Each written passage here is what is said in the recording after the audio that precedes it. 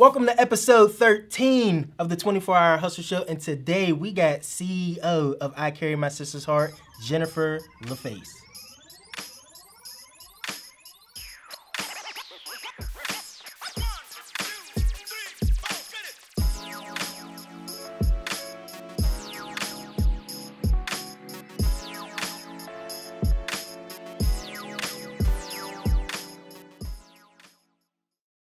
Welcome to the 24-Hour Hustle Show. I'm your host, Anthony Freeze, and today we got a good friend of mine who I've been able to build up a great relationship with, and now I have the opportunity to have her on the show. I'm definitely glad that you've been able to accept the invitation. I'm glad that, we've been able to do, even some things even before this, even helping you out doing the Ronald McDonald on Saturday, which I was greatly appreciative to be a part of. But you've definitely done a lot of things. I feel like you are definitely highly accomplished in what you've done with your nonprofit with I Carry My Sister's Heart. And I definitely see great things happening for you in the future. So I definitely want to bring you on to be able to share all your wealth of knowledge and experience with our audience, and be able to have you here and be able to share your story. So I'm glad to have you on. Anthony, you're going to make me cry right off from the start. I'm a crier, dear Lord. So yeah, thank you. Absolutely. Thank you for having me. I'm excited to be here. Awesome. So, like we do on every episode, what is your backstory for people who do not know who you are? Give us your upbringing, kind of who has influenced you, where were some of your motivations, what inspired you to get into the line of work that you do, and kind of just who is Jennifer LaFace? Well, born and raised here in Pittsburgh. I grew up in a little borough, Ingram Borough. We have one stoplight. 4 siblings. Well, I'm number 4. 2 older brothers, a sister, and my mother raised 4 of us on her own. And we had each other. We were each other's best friends, siblings. My mother always said, "You look to your left, to your right. That's your person." And my sister was my person. So when I look back and I think of the most powerful women in my life is my mother and my sister Colleen. So when Colleen got diagnosed with ovarian cancer in 2014, life just stood still. I thought, gosh, this is not happening to us. You hear it happening to everybody. It kind of seems like that. But when it happens to you, it's at your doorstep knocking, and it stops you in your tracks. So that moment, I just think of, wow, my person. Now my person has to face this. We have to face this as a family. So what was it like growing up with all your siblings? What was the atmosphere like in your home? It was mayhem. Total mayhem. Coming from a single family home, my sister had to help. She had to step up and be a mom, help me with school, get me home to and from school. She had to grow up and kind of lose her teenage path that she was supposed to be on because, our mother had to work long hours to provide for us. I didn't know that we were poor. As an adult now, we were poor. We food stamps and but I think back, like, I had an amazing childhood. It was mayhem, but I had an amazing childhood. My mother made every holiday magical. It was, I can't complain. Yeah. So how would you say some of those things have influenced your decision making today, and what you do, and just being involved, being a part of that upbringing in your family? Hard work. I would work 5 jobs to provide for my family. If it was being a janitor, a secretary, whatever, do it with the best of my heart. I want my children to have better than I had. We were filled with love. I still have my very first Liz Claiborne purse that my mother bought me because I know how hard she worked to provide that, because I wanted to be like the other girls at school that had, these beautiful purses, and I still have that purse to this day.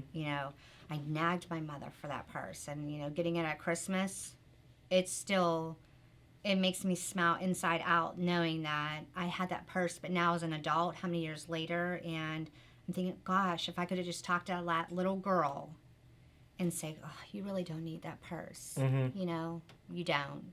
So it taught me just to be a stronger person, to stand tall. Our motto in our family is stand tall. No matter what is thrown at you, you're going to get through it. Just stand tall. Be the best person you can be, because at the end of the day, your name is all you have to stand on. You could be rich and still be a nasty person, not a good human. Right. You know, you could be poor and same thing. Your name, make the best of your name. Stand tall. Right. The characteristics of who you are really determines, how you impact people and how people see you. One of the things that I've definitely learned is when people are saying good things to your face and behind your back, you're being a great person, and you definitely have great characteristics at that point. And I think that's something that all people should try to strive for. And I feel like that's definitely something that I see within you. I feel like you're definitely a very good-hearted person, very good-spirited person. I feel like you definitely want to do good, and it's definitely evident in the work that you do with I Carry My Sister's Heart and the things that you're doing with at the Ronald McDonald House. So I definitely feel like you are a giver. And I feel like those who give the most also receive the most. And I just feel like you have very good characteristics. Thank you. And it definitely rubs off on the people that you surround yourself with. So I'm definitely thankful, just to even be in your association. So yeah. So even moving in, even forward, who are maybe some big influences that you may have had in life? Like, was there any kind of people that you looked up to that you wanted to emulate or anything of that nature? Most Like definitely. some things that maybe develop your mindset? Most definitely. My first grade teacher, Miss Heron. Okay. I adored her. I still have my very first, she bought me this little trinket, like snowman for Christmas in first grade. She had this little box house, and if you were good in her class, you got to go to it. Okay. And yeah, I made sure I was on point all week long, because I wanted that little snowman. My mother,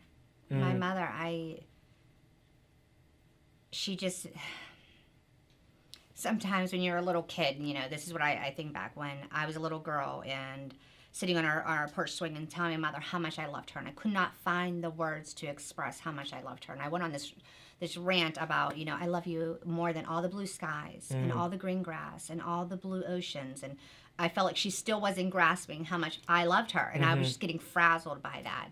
So my mother is, she just showed me that hard work will pay off. Just be the best that you can be. And my sister, she battled cancer without, my goodness, I never saw my sister cry throughout the whole ordeal. Never complained.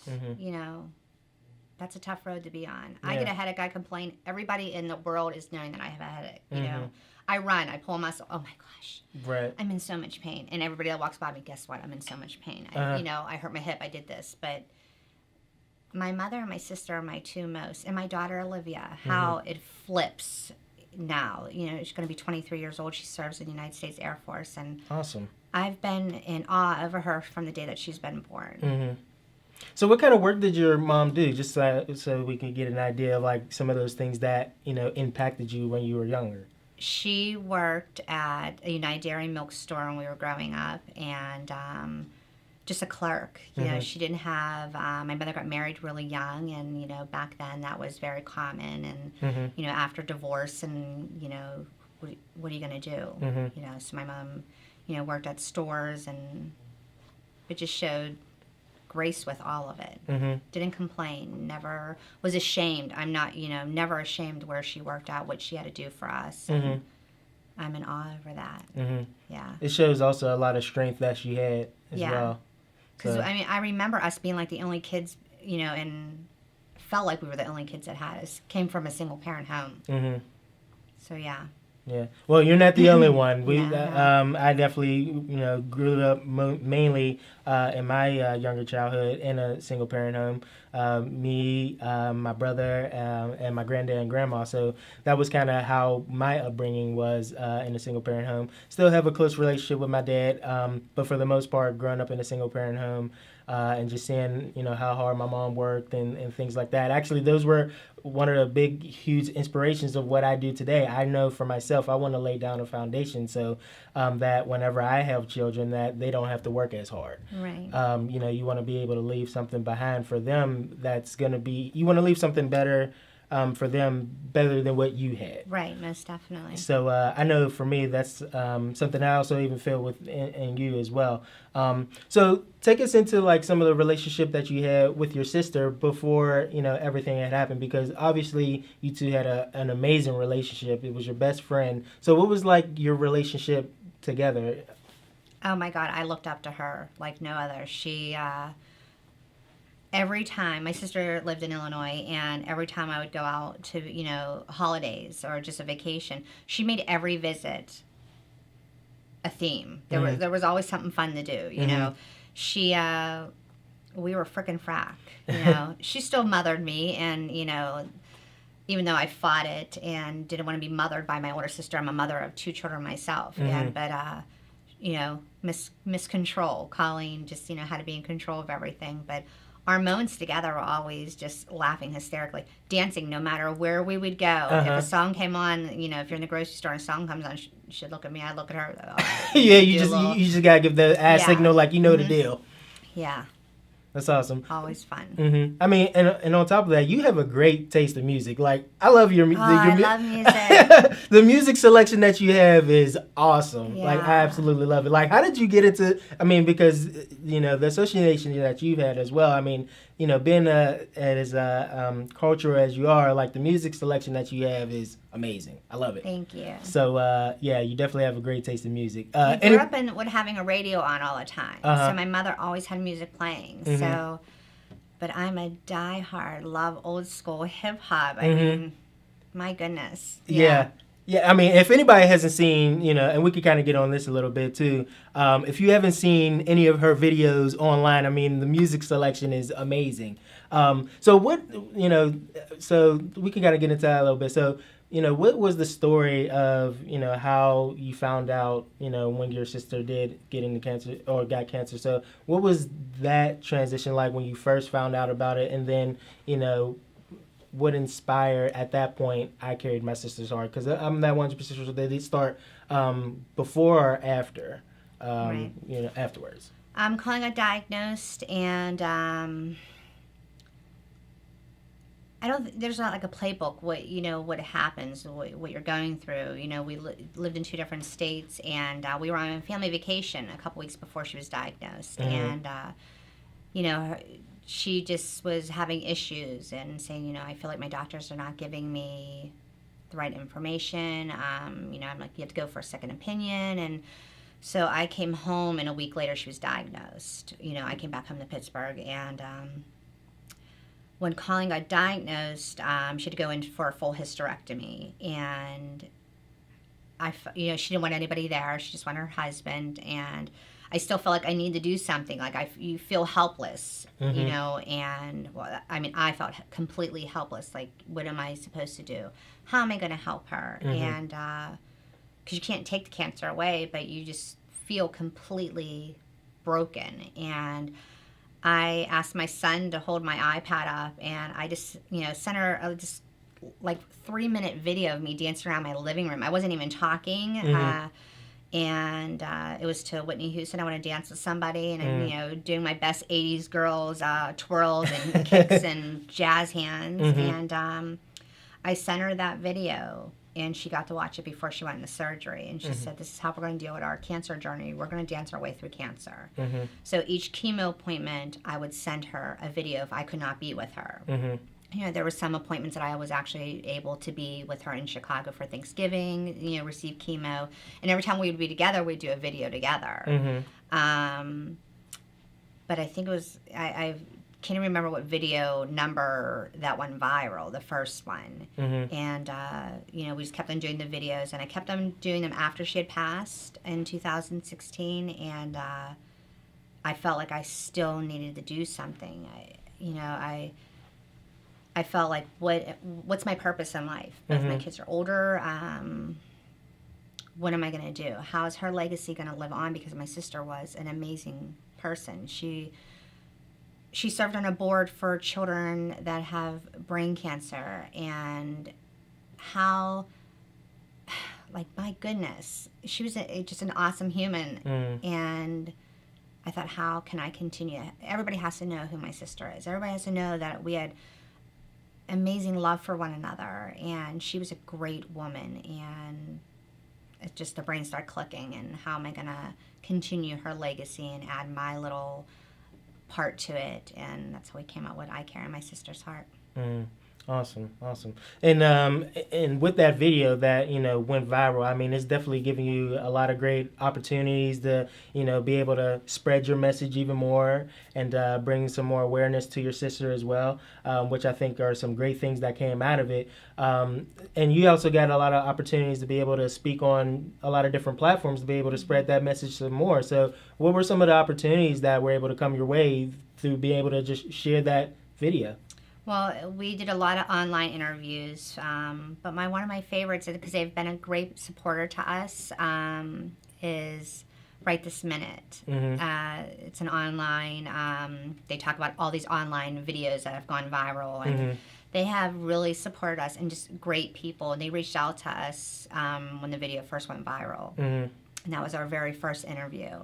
And, Entertainment Tonight online, it just, the list goes on and on. Like, it just, you try to keep track because it's just so powerful to think, my goodness, this video of me dancing around being a Fruit Loop, and how it has been seen all over the world. And that is just bananas to me. I can't even, it still baffles me that it's been viewed as many times as it has been, and shared, and having people, again, all over the world reach out to us. It just, wow. Yeah. It's pretty powerful. Right. Social media. It's a love-hate, It can change your life or it can wreck your life. Absolutely. Right. I mean, it's to the point where you're Googleable. Like, you can type in your name and all your videos will come up, and like everything. It's like the impact that one video made it was huge. Yeah. So what was your experience like, being able to, be interviewed on those different places? Because at that point in time, you had never really been interviewed or anything like that. So what was that experience nerve-wracking. like? Yeah. Oh my God, it's nerve-wracking. Just like right now, nerve-wracking. My goodness, it's nerve-wracking. I can't even find another word. Yeah. Nerve-wracking. Right. It doesn't even still feel real now, It's crazy. Yeah, it's surreal. Yeah. Yeah. You're like, wow, I'm Googleable. Like, right. That's insane. And it could be for something really, really bad, and thank God it's not, right. Because once you put it out there, I mean, I removed the video initially. Oh, yeah? Right from the door. Oh. I couldn't understand why I was getting all these friend requests, and all these people were reaching out to me, and oh my God, Jennifer, you went viral. And I'm like, oh my Lord, what did I do? What did I do? Right. And you broke the internet. Oh my gosh. And so I removed my video, but it was already shared by 3 pretty big bloggers. Oh, wow. And so it was already out of my hands. I couldn't backtrack, I shut down. It was very, I had a lady follow me into the airport women's bathroom, and, Oh, wow. It got to that serious. Wow. And I was just like, goodness gracious, I can't believe this just happened, and... But on the flip side, such greatness came out of it. And because our family, we didn't know nothing about ovarian cancer, So then we're like, okay, we're on this platform now. Do we talk about ovarian cancer? Do we make this journey public now? Because the page was private. And I asked my son to upload the video for me to Aunt Colleen's private Facebook, page, Funky Call Medea. And he said yes, but not paying attention to me, being a teenager playing Call of Duty and screaming at his TV, not listening to Mom. He hit public instead of private. Okay. And by like 8 o'clock that night, it just skyrocketed. Wow. And I removed it that night, probably like 10 o'clock in the evening. And it was already shared at that point. Like, wow. Insanely amount. And... Yeah. Yeah, like I laid in bed and cried, and, because I'm thinking, because, the internet, people are mean. People are really, really mean. Yeah, and, they can be. And then you have people who are like, I have one young lady that follows me from England, and, she just made a donation to me. Like, I've never met this young lady. She's a mother and lives in England and made a donation to our slipper drive. And I'm thinking, I have to think back to that moment where I laid in bed crying, thinking, what did I just do? To moments like that I have someone from across the pond making a donation to my foundation that has never met me, you know, never shook my hand, never hugged me, you know, just chatted with me on social media. But then again, you have these people that are just mean and hurtful, and I don't in the beginning, you know, you're looking, you're scrolling through and you're looking, and people are saying stuff about your body, and so they're saying stuff about your hair, and then they're saying, you know, who you must date, who you must be married to, and then they start talking about your children. They're not watching the video, they're not understanding what the video was made for, and then you get angry, and then I'm like crazy lady, like like I can't believe you said this about me, you know. You know, but then I thought, I can't be that person. I can't be that person. And someone gave me really great advice. Don't read the comments. Right. You know, just close your eyes, roll through it, and it's going to be something great that's going to come out of it. Right. But it's still, you know. Yeah, there's definitely pros and cons to it. Yeah. I mean, and to your point, I feel like, you know, no matter what, there's always going to be good and bad. And in your situation with it being so amplified, I feel like both got amplified. You know, you know, some meaner comments came out, but also on the flip side of that, even greater things came out of it as well. Right. You know, with meeting someone that, you know, you never met in person before, being able to give a donation, and people that are good-hearted out there who you've never met before, you're able to actually reach and connect with as well. Right. So, you know, there are the pros and cons, but I definitely feel like, you know, the amplification of the good definitely is going to always outweigh the bad. The light is always going to outshine the dark. Right. So, you know, I think, you know, like I said, you being able to reach even more people is just going to be even more phenomenal, because there's great people out there. So getting into you starting your nonprofit, what were some of the, you know, because for people who want to start a nonprofit, what were some of the initial hurdles that you had to overcome to get that started? You need money to start a nonprofit. A lot of money. How much we talking? It varies. I mean, because you have to get attorneys to do your paperwork, and, you know, I was very fortunate to have someone back me up, and but I didn't know nothing about starting a nonprofit whatsoever. I just know how to be me. And yeah, it's a lot of paperwork. It's a lot of patience. You know, you have to get your website up and running, and you have to, you know, make sure that your name is not being used, and then you have to pay for your name. Like, I have to pay to use I Carry My Sister's Heart. You know, it's mind-blowing to me. You know, your logo, you can make sure no one else is using your logo, and, you know, it's a lot of, I documented everything. I'm a note writer, a journal writer, and, you know, if I can pay it, you know, help someone off, you know, in the future and help them, walk them through the process, you know, so be it. Just because it's about paying it forward. It is completely, that's what we're put on this earth for. Not just to live in our own little bubbles and not help the person standing next to you. And, you know, just be kind, pay it forward, and do a little dance while you're at it, you know? Right. Absolutely. So what are some examples of, you know, some of the paperwork that you did have to, you know, file or put together to make sure you got everything in order? Yeah, your 501(c) paperwork, it felt like it was never, you know, going to come, you know, because they can, you know, can deny you very easily. And it could be something so simple as, you know, the amount that you think that you're going to raise for the first year. But I was very fortunate. They accepted me right from the door, and I had my own little dance party for it. You know, the paperwork for the 501(c), that's lengthy. You know, we had an attorney for that, because I'm not an attorney. I might play one on TV, but I'm not one. You know, I highly recommend having an attorney for it, because I would not known. I mean, you can Google, and you're getting 25 different things. My next journey is looking out for someone to teach me how to do apply for grants, grant writing. So there's so many more things that you are out there that you should really know about, and one is the grant writing. So I have a little couple feelers out, asking people to please help me. Yeah, absolutely. For free. Right. Please. So how long have you been doing I Carry My Sister's Heart? How long has that been going? We are still under a year. It still doesn't feel real that I have a nonprofit. Mm. It just, I couldn't even get through my speech when I was thanking everybody for coming to our launch party for the foundation. I'm already thinking about the party to have for our first year birthday. Mm-hmm. When will that be? My brain just went blank. Oh, no worries. I have no clue yet. Okay.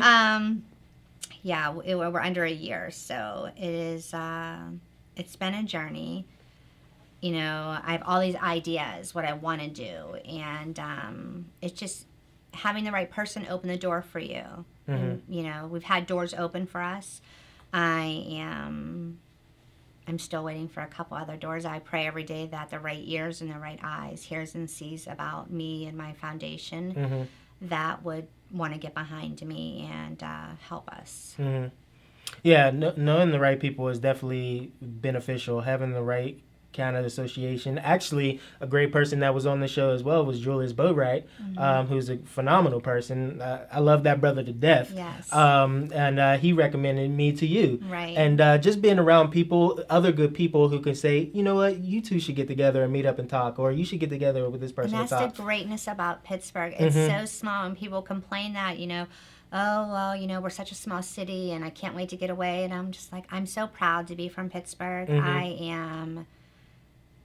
It's crazy when you walk down the street and you see someone, and you're like, hey, I know you, and I know you. Oh, I saw you on Anthony's show, and then you feel like you have a connection with people. Exactly. Which is nice. I mean, you know, we're thankful for social media for that part also, because you follow people and you're like, oh, I feel like I know them already. And yeah, it's pretty great that we have a small city that everybody kind of knows everybody in their own way, and with social media on top of it. Absolutely. And then the thing with social media as well, I mean, we've been connected on Facebook and Instagram for a while, and I've been following your story and things like that. So I felt like when we did finally meet, I felt like I already kind of knew you. We were best friends. We played basketball together. We hung out in the summers. Right. And, I saw them. I saw my kids being born. You know.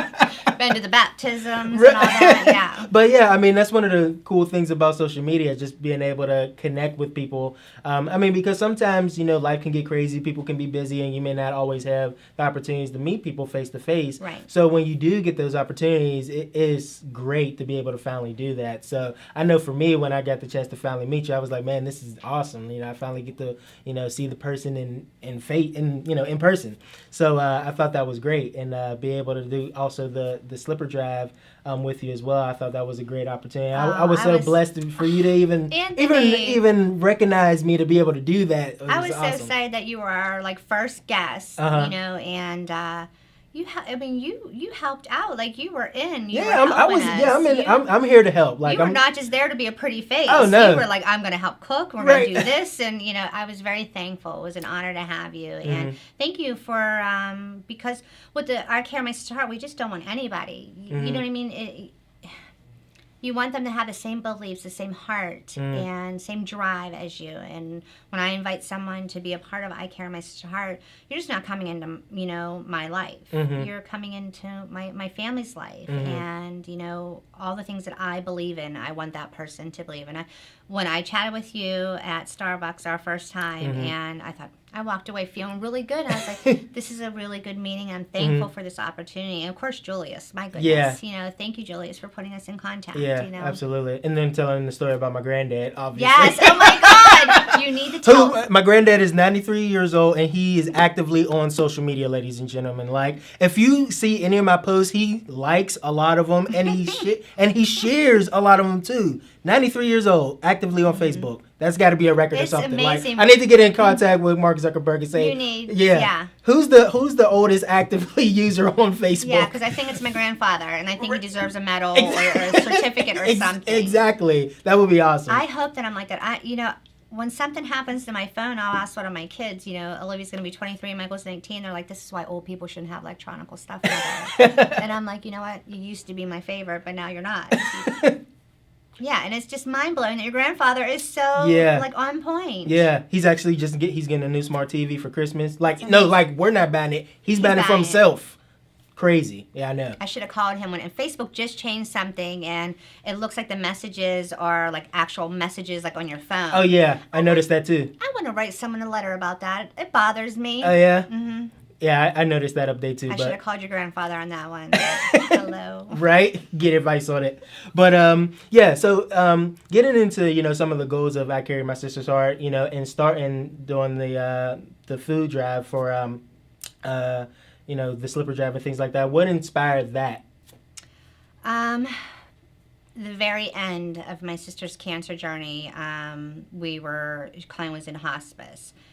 And, it just, strangers bringing food or my sister's friends bringing food, that really goes a long way when you're in the hospital, you're receiving treatment, your child is receiving treatment, your loved one is receiving treatment. Mm. It's costly to eat out every single day. And, you're having breakfast, lunch, and dinner. You're paying that out. If you're a family of 4, my goodness, can you add that up? Plus the parking and, you're missing work. And having a home-cooked meal, even if it's just once a month from us, goes a long way for me. Because I walked in those shoes and I know how comforting it is to have someone bring you a meal when you can't even think straight.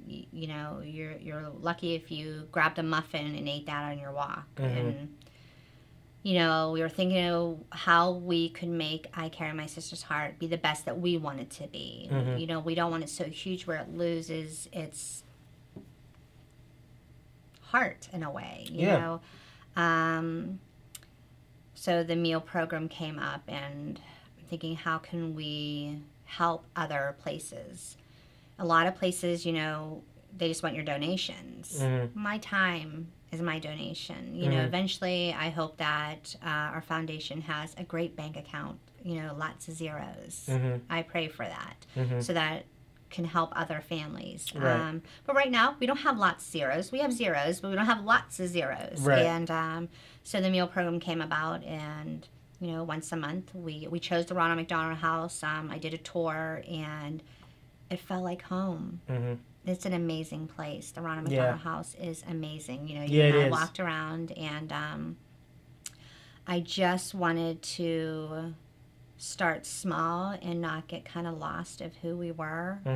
And, we go in and make a dinner, a home-cooked meal. It is, I go grocery shopping the night before. My team and I think of a meal that we want to make that, for my birthday, we did my favorite meal, mashed potatoes, meatloaf, gravy, corn, homemade macaroni and cheese. Everything is, we purchase everything next day, put it all together, cook it, put it out for the families and serve it. And, of course, clean up afterwards. That's important to me because, when you see someone come back for a second plate and knowing, I'm not the best cook ever, but knowing that they didn't have to spend any money. They didn't have to, when you have a sick child, both parents want to be there. You don't want to have to play tug of war and dad's missing work to be at the hospital. And it's the things that just keep on building up. And if it's just one meal a month that we're providing, I feel like we're stepping forward to the right way that we want to go. I think that's phenomenal. Because when I went, based on my experience, some of the food that they had laid out was just not really food. It was, pastries and cake and, chips and stuff like that. It wasn't really a meal or even food that you can, consider, something that would be a meal. So I feel like what you're doing with bringing that in, even if it is just once a month, definitely goes a long way. And for the families be able to stick around and not have to go out and get something to eat or, and just be able to stay together, definitely goes a long way. And I feel like a lot of the families there appreciated it. I know even the one gentleman that you were talking to, you can tell he was greatly appreciative. I can't remember exactly where he's from. I know he's not from Pittsburgh, but a few miles away.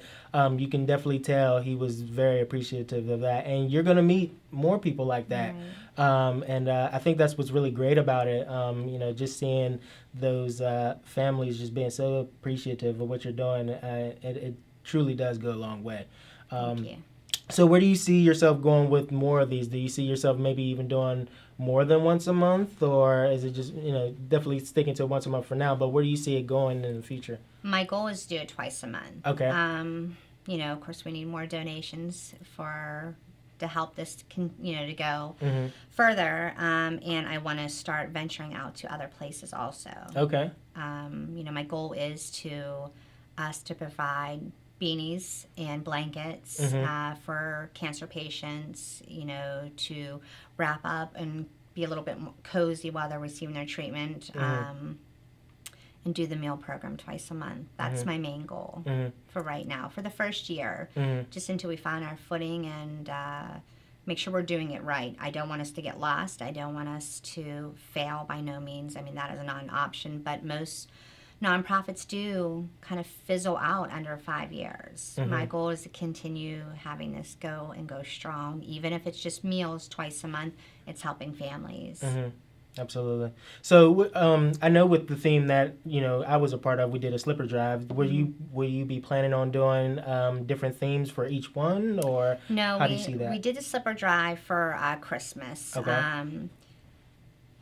After being in the hospital all day long, and we were thinking of things that we could have done. A lot of people do toy drives, and which is great because so many children at Children's Hospital and at the Ronald McDonald Home are not going to be at home in their own comforts of their home opening Christmas gifts.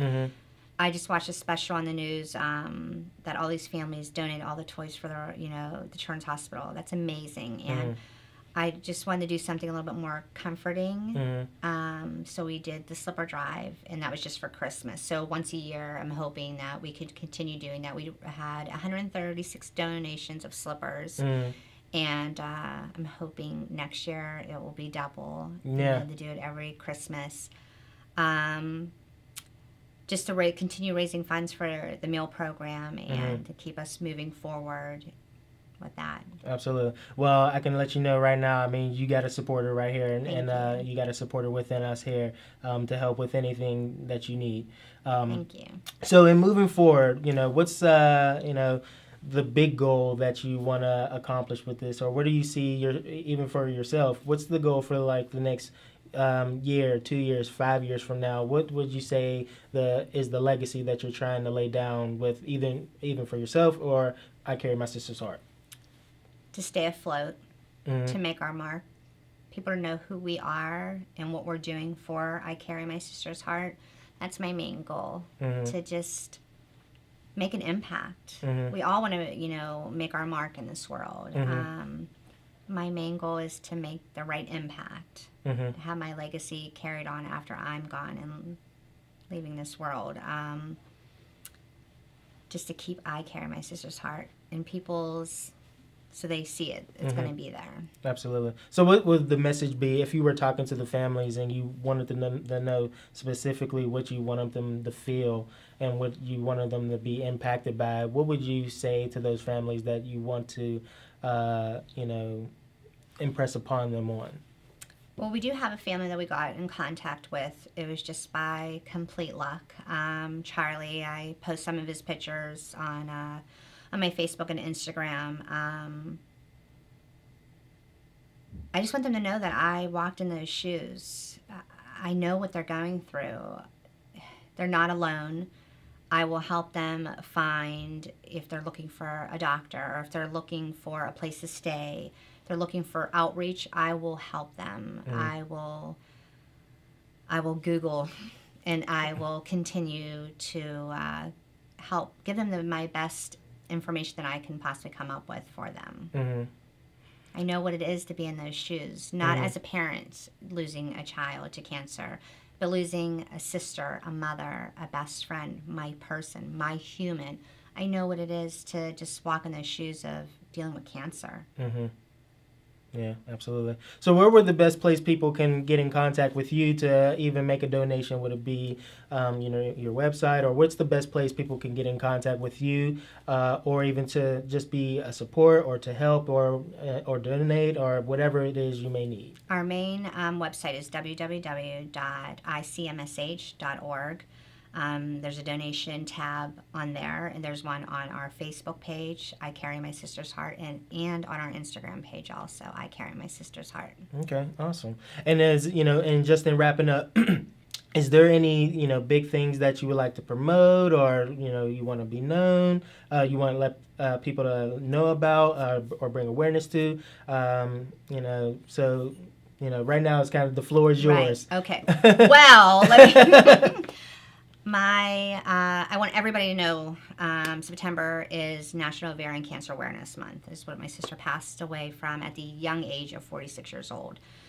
Women need to, I post this on Facebook, I put my whole business out there, going for a mammogram, going to the gynecologist. It is extremely important that women get checked. They need to make their yearly appointments. They need to be persistent. Something feels off, talk to your doctor about it. You don't like the answer, don't leave. Right. Have them talk to you until you understand what they're saying to you. You still don't feel confident enough. There's other options, second opinion. I know certain hospitals do free screenings. There's options if you don't have insurance. You don't have insurance, message me. I will find places that offer free screenings for them. Men, please tell the women that you love to get these appointments. It is so necessary. So September is a National Ovarian Cancer Awareness Month. I'm sorry, I really went on a time. Oh no, this is good. This is good. That's good information. Please support us. That's all I ask. I am who I am at the end of the day. My name is all I have. I love with all my heart, and I do everything with the utmost respect for my sister, myself, for my foundation. I just want it to be something great. And if you'd like to support us, www.icmsh.org. Awesome. And like I said, you definitely got a supporter with us. I know we're going to be pushing this episode as much as possible. So, if we happen to reach just one person that is impacted, that supports you, it makes everything that we've done together worth it. So, I like I said, once again, I definitely appreciate you for coming on to the show as well. My hands are all sweaty because I'm nervous. It's all good. Heck in here. But we will definitely we'll continue to chat and stay in touch with everything. Yes. If you ever need anything from me or Rob, we're definitely here to be able to support you in any way we possibly can. So with that, if anybody's watching, definitely support her as well. Give any donations you can as well. Give with your heart. And with that, now that you know what Jennifer does with her 24 hours, I want to know what you do with your 24 hours. And definitely like, subscribe, comment down below, turn on notifications, and we will see you on the next episode.